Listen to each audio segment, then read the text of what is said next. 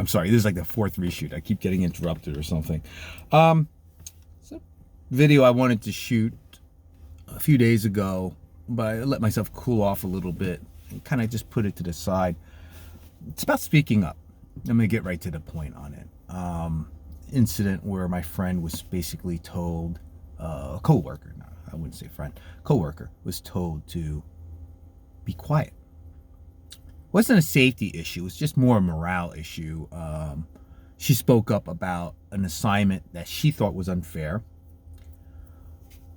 described it to me, and I described it to somebody else. I totally agree. Everybody agrees. It's an unfair assignment. Should she have bitched and moaned about it so much? Some people say yes, some people say no. I'm on the fence that I would have bitched and moaned. I tell you right out. Should I have? Should she have? No, probably not. But I would have. I'm being very honest. I would have. I'm a bitch and moaner. But what really got me was not the fact that she got an unfair assignment, because she did take the assignment. She still took it like a good soldier, did it. What I got really upset about, probably more than she did, was when she told me. I was like, no. The management told her, and you can't say that stuff. You got to lead by example. You're the oldest, experienced nurse by far, 30 plus years in the same unit.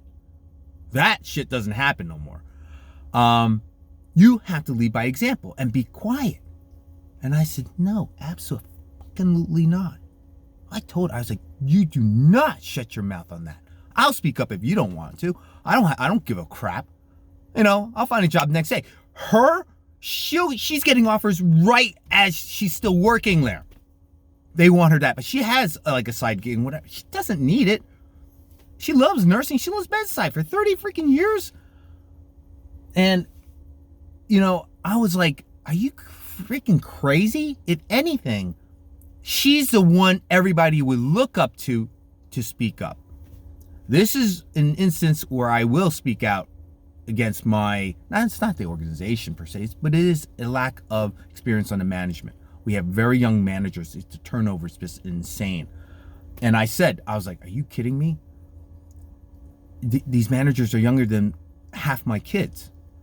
Sorry, I don't mean to be an ageist, but they don't have the experience to manage people. You have great nurses. Oh my God, every one of them, I will say, every one that were picked are great players.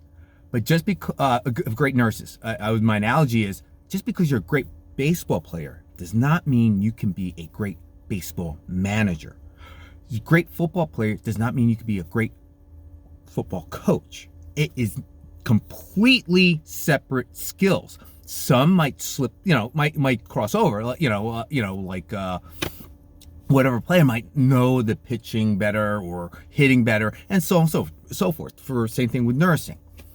But in no way, shape, or form means you're going to be a great manager or a bad manager, by the way, or bad nurse can be one of the greatest managers ever, right?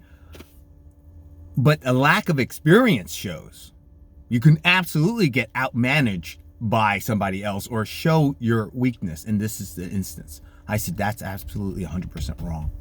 I've been a manager in title for over 30 years. In actuality, I like to do it about 20 years. A little over 20 years is when things clicked for me. So that's where I'm coming from. I'm like, I've been managing people for over 20 years. I've been a manager of people for probably 30. But you have to value information as a manager. Now I'm talking as a manager.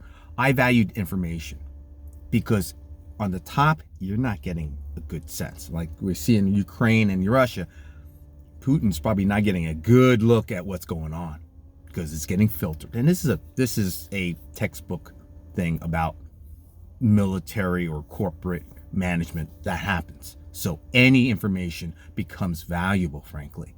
You've got to sift and filter out what is good or bad. But in this instance, they're literally telling the messenger, shut the hell up. We don't want to hear your message because it's not to our corporate policy. That's wrong. even if it's against corporate policy. Short of patient danger, like, oh, that's dangerous to the patient. I can't think of an example. What I mean is, like, you're giving that information puts a patient in danger. I can't imagine, other than HIPAA or something like that.